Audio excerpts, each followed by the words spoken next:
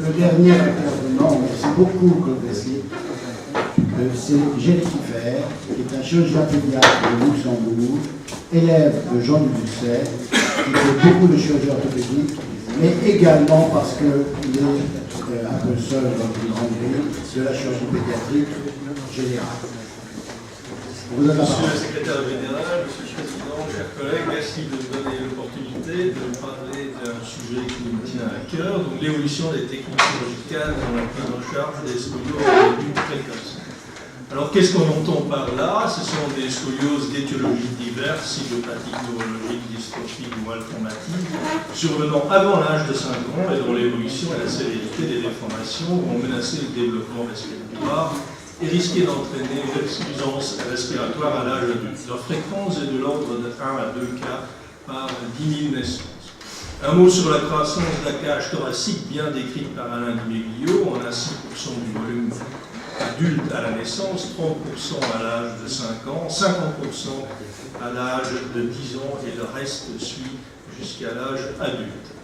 Alors quels sont les objectifs de ce traitement? On veut d'abord obtenir et maintenir la correction de la déformation, mais également assurer la croissance du rachis, assurer le développement pulmonaire, diminuer l'incidence élevée des complications de ce traitement, entre autres en évitant les réinterventions, et éviter éventuellement une arthrodèse définitive en fin de croissance.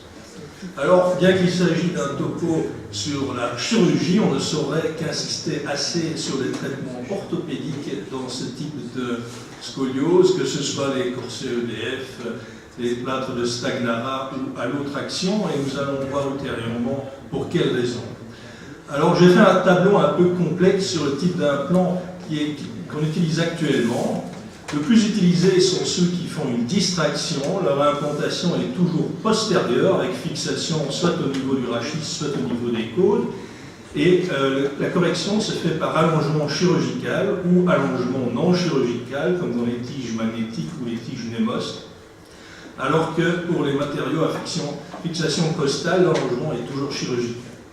Deuxième type d'implant sont ceux qui réalisent une compression de la convexité. Leur implantation est toujours antérieure avec fixation au niveau du rachis et la correction se fait par la croissance. Et puis finalement, ceux qui font un guidage de croissance, leur implantation est postérieure à fixation rachidienne et ils utilisent aussi la croissance comme mécanisme de correction. On va commencer par l'agrafage antérieur de la convexité. Cela se fait toujours dans certains services américains par des agrafes à mémoire de forme. Les indications sont des courbures, en fait, qui sont des courbures amenables à un traitement orthopédique, donc faibles et très réductibles, et on les propose dans le cas de refus de traitement orthopédique. Alors, l'implantation se fait sous thoracoscopie et fluoroscopie concomitante. Et on considère qu'il y a un échec si l'évolution de la courbure est supérieure à 10 degrés. J'ai utilisé ce matériel dans 6 cas et j'ai dû réaliser une arthrodèse quand même dans 2 cas, raison pour laquelle je ne l'utilise plus actuellement. Il y a des évolutions de ce type de matériaux comme le Hemi-Bridge, qui n'est pas encore FDA approved, ou alors ce matériel qui me semble le plus intéressant, qui est un amarrage antérieur avec un câble en polyéthylène, qui est utilisé dans des courbures plus importantes et qui, dans la seule publication qui existe à l'heure actuelle, semble donner des corrections tout à fait intéressantes après 2 ans. Ce matériel n'est actuellement pas encore utilisé en Europe. Venons-en maintenant au guidage de croissance. Là, il y a 3 types de montage. D'abord, le looket trolley qui utilise des éléments fixes aux extrémités de la courbure et des éléments mobiles à la convexité permettant aux tiges de glisser les unes par rapport aux autres lors de la croissance. Le Shida, c'est juste le contraire. C'est une correction antérieure-postérieure de la convexité avec une arthrodèse, une fixation par vis fixe, et les tiges peuvent coulisser aux 2 extrémités du montage. Et puis il y a des montages un peu hybrides entre ces 2 types de matériaux. Alors, la publication de Thierry Audin de 2015 avait repris la série essentiellement de Khalil Karat, Beyrouth, qui avait opéré 11 patients avec une correction relativement faible et surtout un effet vilebrequin dans plus de la moitié des cas. Le Louquet-Trolet, son indication est plutôt des scolioses neuromusculaires flasques à début précoce, comme dans les amyotrophies spinales antérieures. Et là, dans la même publication, il y avait 13 patients avec une correction importante, certainement due à peu de raideur de ces courbures, et cette opération par patient évitée sur le suivi de 4 ans. Alors, venons-en maintenant aux distractions postérieures. D'abord, à fixation costale, le Vepter. L'indication initiale était des syndromes d'insuffisance thoracique et des scolioses malformatives associées à des malformations costales. On a une augmentation du volume thoracique, mais qui ne s'accompagne malheureusement pas d'une augmentation du volume pulmonaire. Et l'augmentation initiale de la capacité vitale n'est pas maintenue au cours du temps. Ceci est dû au fait qu'il s'agit d'un matériel qui entraîne un enraidissement très important de la cage thoracique et donc une diminution de sa compliance. Et c'est un matériel qui a un taux de complication extrêmement élevé. Par contre, ce n'est pas une invention française, ici, une invention américaine, pardon. Ceci existait déjà auparavant, comme ce matériel réalisé sur mesure dans une usine à Bordeaux que j'avais utilisé il y a déjà pas mal de temps dans cette scoliose malformative. C'était 2 tiges crontées avec une vis crontée qui permet une tige de coulisser par rapport à l'autre. L'allongement se faisait par une petite incision en regard de cette vis crontée. Cependant, comme ce matériel était très léger, il sortait vite à l'enlaidissement de la cage thoracique et j'ai dû changer à l'âge de 9 ans contre des tiges de croissance classique. Quelques exemples de Vepter, une fillette de 12 mois avec une scoliose malformative cervico-thoracique et des malformations costales où j'avais réalisé d'abord une hémivertébrectomie thoracoscopique avec une tige de croissance classique. À l'époque, c'était le matériel babicédé. Et puis, à 2 ans et demi, une thoracostomie expansive avec implantation du Vepter première génération. Et vous voyez déjà un des problèmes de ce matériel qui est son encombrement spatial important par rapport au babicédé que vous voyez en bas à gauche. Cependant, dans ces indications, il peut donner une bonne ouverture de la cage thoracique, comme vous pouvez voir sur l'évolution de cette patiente. Un autre exemple chez un garçon de 10 ans avec une arthrogrypose et une scoliose malformative. Et là, il y a une association de montage côte-côte et un montage fixé distalement au niveau du rachis par des vis pédiculaires. Les complications, elles sont très importantes et redoutables, comme cette nécrose cutanée où j'ai dû réaliser une expansion cutanée par ballonnet et un transfert de muscle grand dorsal pour couvrir le matériel.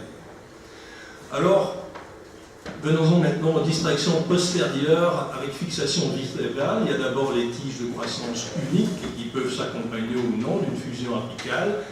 On les utilise pour les coupures dépassant de 50 degrés. Peut être associé à une courte fusion de l'apex et l'allongement est périodique généralement à partir de 15 à 20 degrés de progression de la courbure et évidemment il faut réaliser ultérieurement une fusion définitive chez la fille à partir de 10 ans, chez le garçon à partir de 12 ans. Des exemples, ici une patient avec une neurofibromatose qu'on avait préparé d'abord avec un plâtre de détraction de Stagnara puis implantation de la tige avec connecteur domino. Un autre exemple d'une scoliose syndromique avec, à l'âge de 12 ans et demi, l'arthrodèse finale. Alors, Lotfi Miladi vous avez présenté il y a un peu plus d'1 an le H3S2 que j'appellerais le French Touch dans cette technique. C'est un montage avec une tige unique, avec en proximal 3 crochets en distal 2 vis pelliculaires. La particularité, c'est que Lotfi fait une préparation à partir de 50 degrés très étendue par traction, par plâtre de Stagnara, par traction pendant l'intervention. Et la deuxième particularité, c'est que cette tige doit être parfaitement verticale pour avoir tout son effet. Il fait des allongements tous les 10 mois en moyenne lorsqu'il y a une perte angulaire d'une dizaine de degrés. Alors les doubles tiges, les indications sont les mêmes que les tiges simples, sauf que la plupart des gens réalisent un allongement de principe tous les 6 mois. Ici un exemple de tétraplégie spastique ou une scoliose idiopathique infantile que j'avais d'abord plâtré 4 à 5 fois avant de passer à la chirurgie. Alors il y a des analyses comparatives tige simple, tige double, essentiellement américaines, qui démontrent une supériorité des tiges doubles pour la correction angulaire et les gains de croissance. Ici, une méta-analyse plus récente qui donne les mêmes résultats et qui montre qu'il y a plus de complications mécaniques dans les tiges simples, mais plus de complications de type infectieux dans les doubles tiges, étant donné qu'on réintervient plus fréquemment. Ici aussi, des études qui démontrent que la correction est meilleure si on fait une correction tous les 6 mois ou moins fréquemment que par rapport à la faire de manière plus éloignée dans le temps, ce qui n'est cependant pas du tout correspondant au résultat, par exemple, de la série de l'Otfimiladi avec ses tiges simples. Ceci me paraît plus intéressant. D'abord, on a 13% de diminution de risque de complications par année d'attente. C'est-à-dire, chaque année que vous attendez avant de commencer votre programme chirurgical, vous diminuez le risque de complications de 13 degrés et chaque intervention augmente ce risque de 24%. D'où l'intérêt du traitement orthopédique. D'autre part, lors de l'implantation du matériel, on a le maximum de correction de l'angle de coque qui ne semble pas bouger de manière significative lors des allongements répétitifs. Et d'autre part, le gain de taille diminue lors des allongements répétitifs au fil du temps et tend vers 0 après, en moyenne, un allongement de 6 fois. Venons-en maintenant aux choses plus récentes, les tiges de croissance à commande magnétique, dont l'ancêtre est la tige de Phoenix. On a une réserve de distraction pour les longues tiges de 48 mm. Il faut vérifier le bon fonctionnement de la tige après le cintrage et avant l'implantation, parce que vous allez quand même implanter en moyenne 2 fois 15 000 €. L'allongement se fait en consultation, sans aucune prémédication, sans anesthésie. Des exemples, j'avais commencé d'abord avec des patients qui n'étaient pas susceptibles de subir des réinterventions itératives, comme cette fillette avec un Guillain-Barré chronique. Ce qui est élégant avec les tiges magnétiques, c'est qu'on peut aussi monitoriser l'allongement par échographie chez des patients minces, en particulier les patients à pathologie neuromusculaire. D'autres exemples, en céphalopathie congénitale sans prise pelvienne, avec prise pelvienne avec vicilieux sacré ou autre, et on l'utilise aussi dans les scolioses idiopathiques juvéniles. Alors, l'année dernière, on avait publié les résultats de la série franco-luxembourgeoise, une trentaine de cas, dont 8 cas personnels, âge médian 9 ans, un follow-up relativement court, une correction de l'ordre de 33%, 2,3 interventions évitées par rapport aux tiges classiques durant cette période, mais un gain de taille mesuré inférieur de quasi 50% au gain de taille escompté, c'est-à-dire le gain de taille programmé lors de vos allongements. Les complications, bon, les complications classiques de cette chirurgie et puis les complications typiques de ce matériel avec dysfonctionnement, bris de l'axe d'entraînement, comme vous voyez sur cette radio. Alors la fiabilité de la distraction, elle était satisfaisante dans 50% des cas, perte progressive dans 27% des cas, un blocage permanent du montage dans 14% des cas et malheureusement une perte de correction dans 7% des cas. Ici vous voyez l'évolution dans le temps de l'allongement programmé par rapport à l'allongement obtenu. La première est plus ou moins correspondante, alors qu'on voit sur le diagramme en bas un décrochage assez rapide de ce qui est mesuré par rapport à ce qui est programmé. Les coûts, bon, l'équipe lyonnaise avait démontré qu'après 4 ans, ça devenait économiquement viable. Les Anglais de Colin Nadi, c'est-à-dire l'équipe d'Oxford, avaient démontré la même chose à partir de 5 ans. Revue de la littérature, bon, taux de complications mécaniques élevé, comme 75% dans cette courte série anglaise. Les complications, bon, évidemment, il y a moins de problèmes d'infection, étant donné qu'on ne réintervient pas, mais il y a plus de problèmes mécaniques que dans les tiges classiques. Et puis, on avait conclu que l'allongement obtenu moyen était inférieur de presque 50% à l'allongement théorique demandé, ce qui est dû soit à la distance de l'élément externe par rapport à l'élément interne chez les patients plus obèses, mais dont la cause est certainement plutôt un non-raidissement progressif, malgré les allongements qui sont très rapprochés dans le temps, parfois tous les 2 mois selon certaines équipes. Alors la dernière génération de tiges, c'est les tiges Nemos de mon ami Lotfi Miladi, qui est une tige mécanique qui peut que coulisser dans un sens.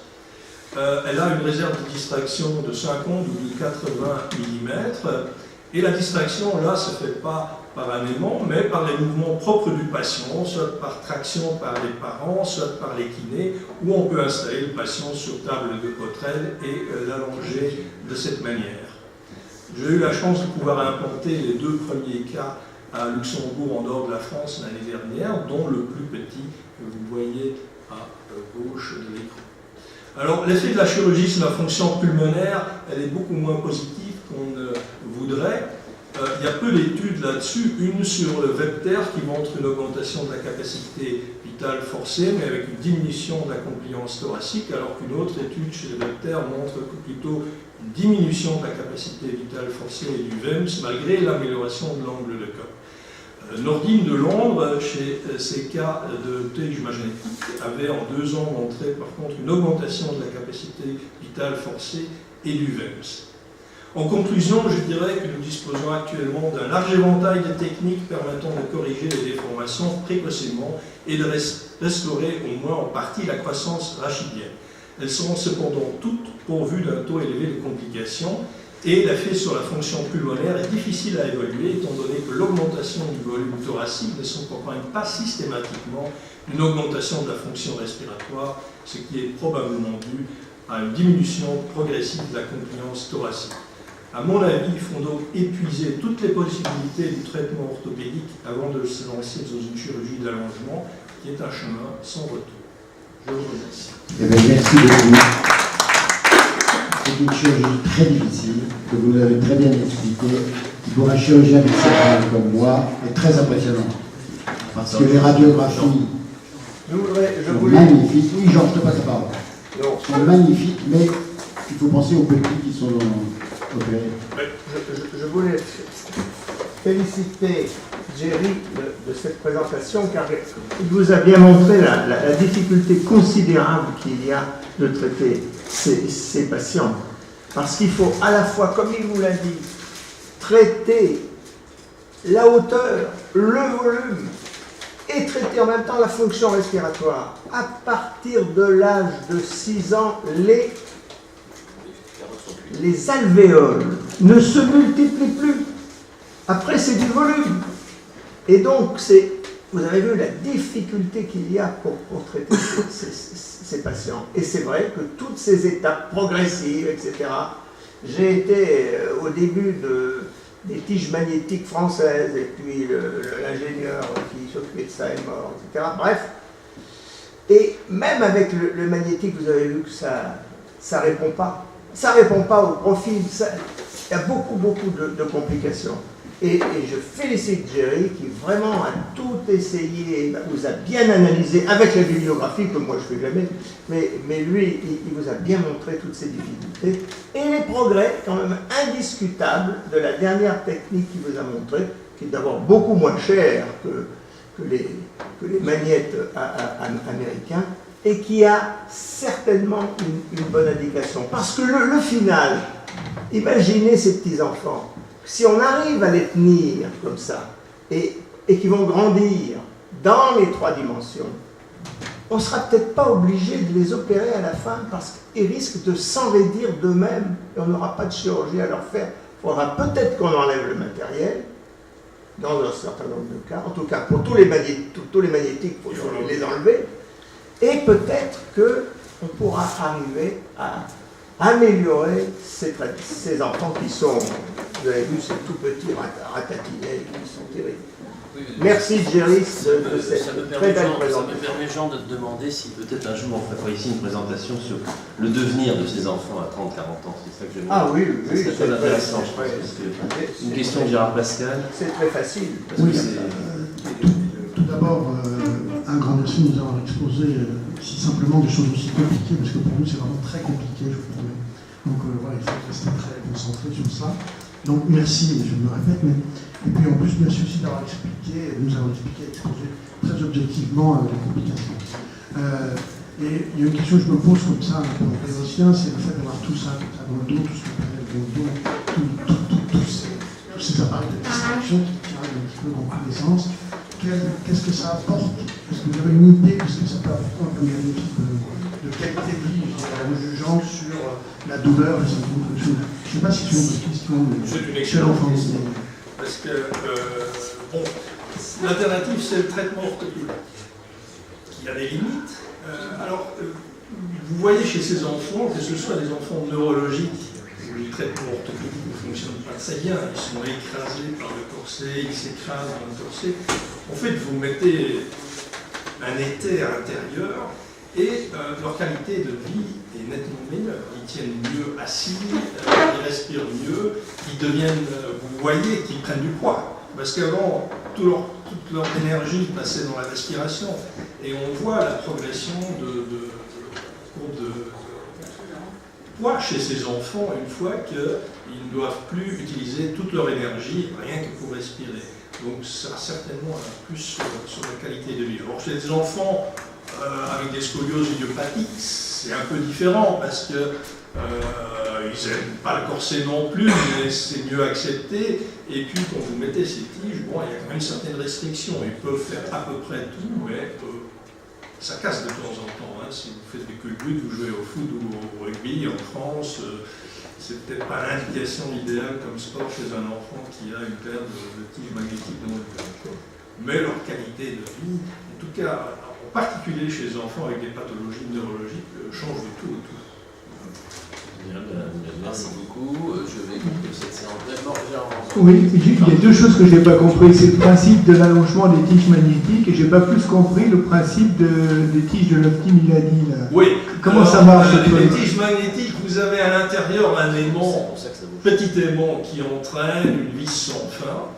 Et avec un aimant plus puissant extérieur, vous faites tourner l'aimant à l'intérieur. Vous entraînez un champ magnétique qui entraîne... Alors, il y a des limites à ça. Hein. Il y a des études qui montrent quelle est l'épaisseur du panicule adipeux où ça ne marche pas. Moi, je l'ai utilisé chez un gros patapouf où ça n'a jamais marché. Ça n'a pas marché. Donc, maintenant, la contre-indication, c'est un BMI au-dessus de 25, par exemple, pour les tiges magnétiques. Alors, les tiges Nemos, je ne sais pas si vous avez déjà vu une montre de plongée, vous avez une petite lunette que vous pouvez tourner pour savoir combien de temps vous êtes sous l'eau, mais cette lunette, elle ne tourne que dans un sens, pour que vous puissiez sous-estimer le temps, mais jamais le surestimer. C'est le même principe.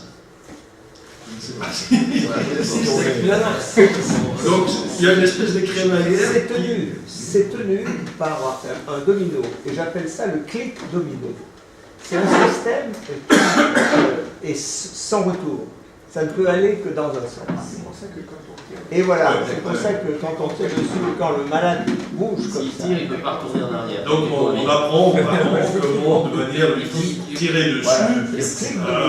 Au pire des cas, il faut les installer sur le cadre de Cotterêts, sans anesthésie, une petite prémédication, les parents qui sont présents, et on tire gentiment. Et ça marche, mais souvent ça marche même par les mouvements propres du patient ou par des exercices du kiné.